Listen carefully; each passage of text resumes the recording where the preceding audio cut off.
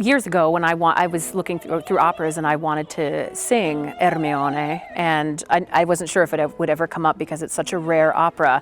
And then it happened to come up doing it with Alberto Zedda in A Coruña, Spain, and then consequently other places, also in concert.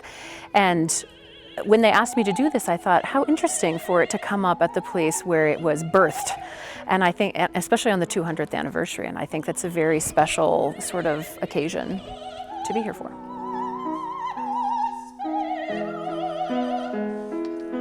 I think that Ermione is a very complicated character. She goes through a wide gamut of emotions, ranging from love to hate to rage to pity to a whole bunch of things. And she turns on a dime a lot of times, so she's just immediately changes from one emotion to another, which makes it complicated. And I'm just trying to bring all of those different emotions to it.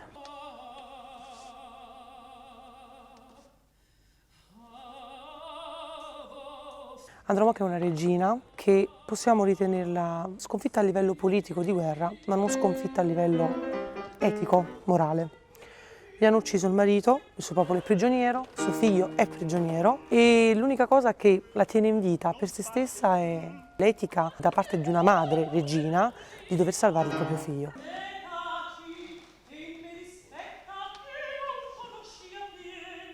La complessità di questo personaggio è proprio quello di dover rendere la maternità di questa donna da parte non di una semplice madre, ma di una regina, che ha dei doveri etici, morali, nei confronti del proprio popolo, oltre che nei confronti di suo figlio, e anche di rispettare alcune regole, tra virgolette, dettate dalla società.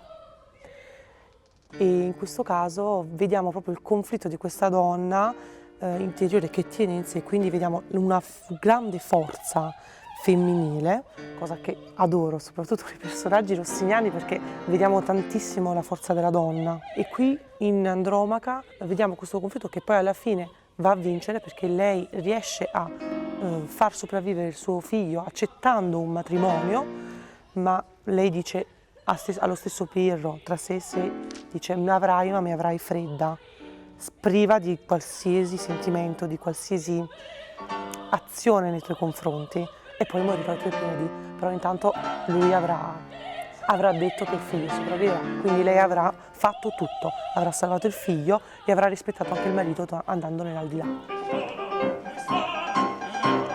To really understand Pirro, you have to be able to pick up the pieces of the rest of the story of the Trojan War, and to really find the psychology of Pirro, you have to understand what makes him tick.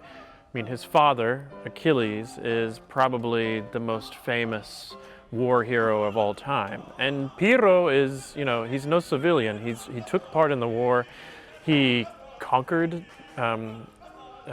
Troy during the war. And I think that it's a little bit complex because even though he had this experience during the war, his father is the one that they're going to sing praises for in Homer's epics, and so he's got a little bit of a chip on his shoulder because he's back. The war is over, but I think there's part of him that feels a bit incomplete.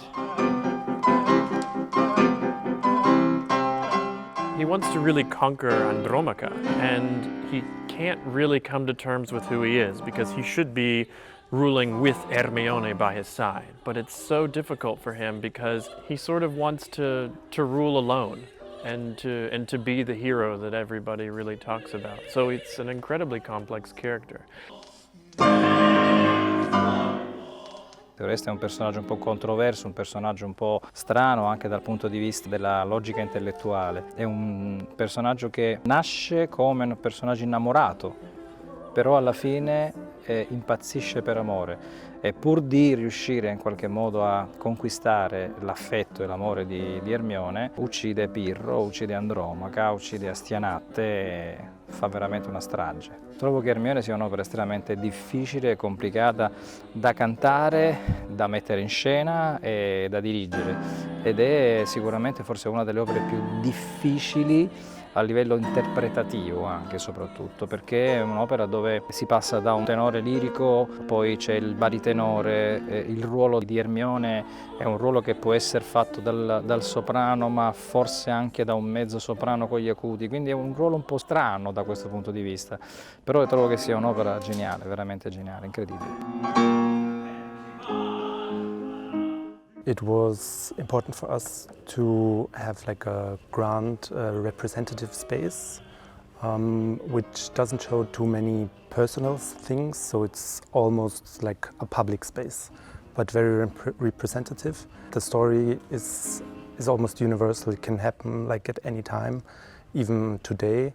So my goal was to create an environment which has classical elements, but is rather timeless. That's also why I didn't choose too much color or different elements. It's quite simple and classical.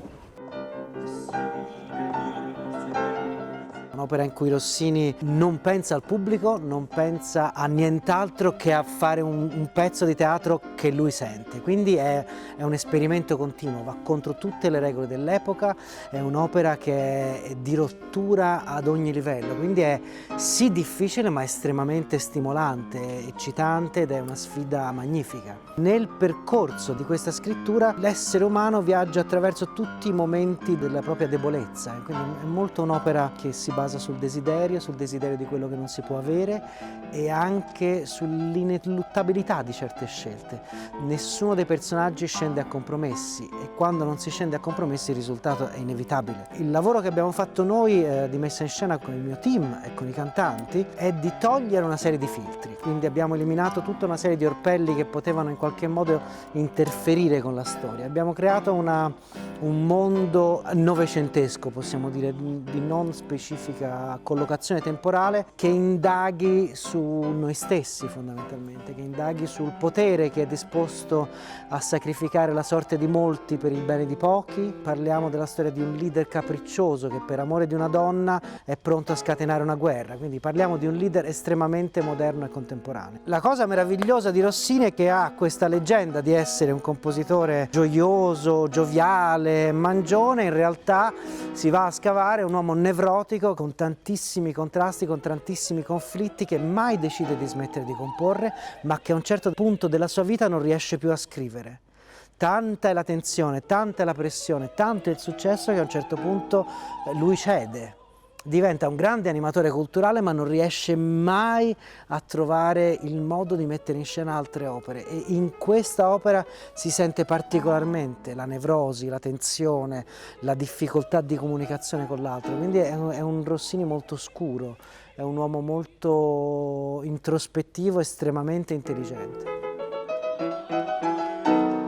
La struttura dell'opera dipende dal libretto. Il libretto è un rifacimento di questo Tottola della tragedia di Racine e diciamo, non rispetta le convenzioni d'opera che il pubblico dell'epoca si aspettava e infatti fu un fiasco clamoroso, non piacque. La musica segue la drammaturgia del testo ed ha delle caratteristiche particolari, per esempio l'ouverture che tutti si aspettavano come un'ouverture classica, una sinfonia classica rossiniana, viene più volte interrotta da questo coro di prigionieri, è una cosa che il pubblico non si aspettava e non credo abbia gradito.